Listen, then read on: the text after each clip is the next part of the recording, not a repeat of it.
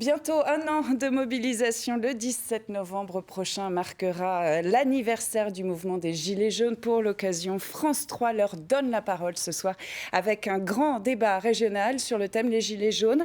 Un an et maintenant, vous voyez des images de l'enregistrement cet après-midi sur ce plateau. L'une des participantes, une Vosgienne, Patricia Furer, est avec nous pour évoquer les suites, notamment politiques, qu'elle souhaite donner à ce mouvement. Mais d'abord, extrait d'un documentaire diffusé avant ce débat. Il sera consacré aux femmes très engagées dans ce combat. Écoutez le témoignage de l'une d'entre elles. La plupart des femmes gilets jaunes travaillent beaucoup avec l'humain.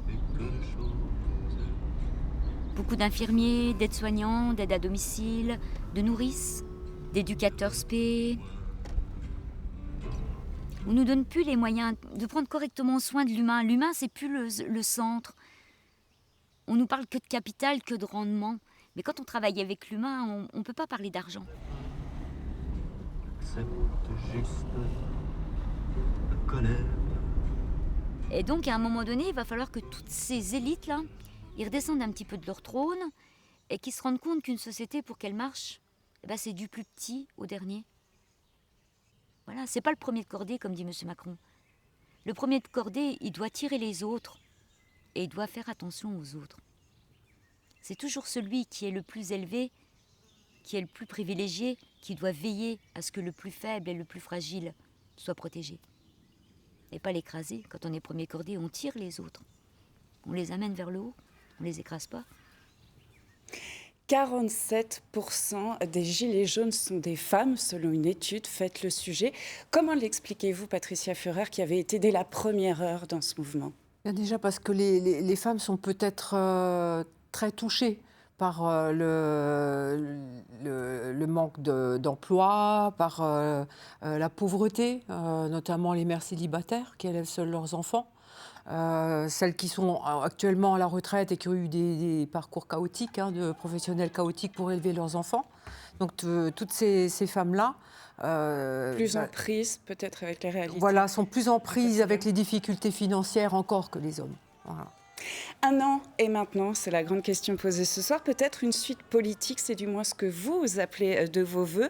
Les Gilets jaunes vosgiens, c'est là où vous êtes, ont créé le parti Juste Gilets jaunes en prévision des prochaines municipales.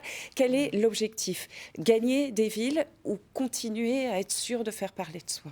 Alors, il y a un peu des deux. Évidemment, si on pouvait gagner des villes, ça serait la cerise sur le gâteau.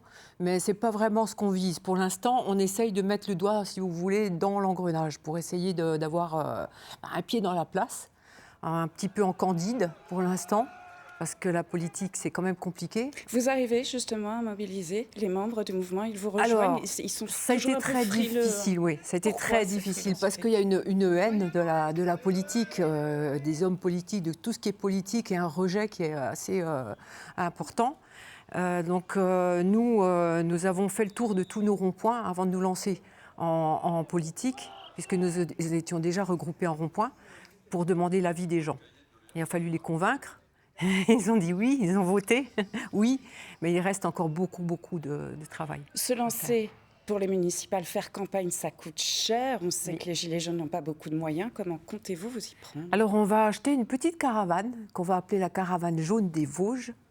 Et on va sillonner les petits villages, notamment les villages isolés, pour rendre visite un petit peu aux gens, leur expliquer notre démarche, pourquoi on s'est lancé dans la politique. Dans quelle politique aussi on se lance ? Bien expliquer, rassurer et leur expliquer ce qu'on veut faire, ce qu'on essaye de faire. Vos représentants ce week-end ont massivement voté pour s'associer à la manifestation du 5 décembre contre la réforme des retraites. Vous attendez quoi de ce jour-là ? Ça va être un test pour vous ? Alors ça va être bien sûr un test, parce qu'on va voir si effectivement on arrive à créer enfin cette convergence des luttes tant attendues. Parce que c'est grâce à elle qu'on arrivera certainement à gagner des points. Et on a besoin de cette convergence. Cette visibilité pour peut-être les prochaines municipales. Voilà.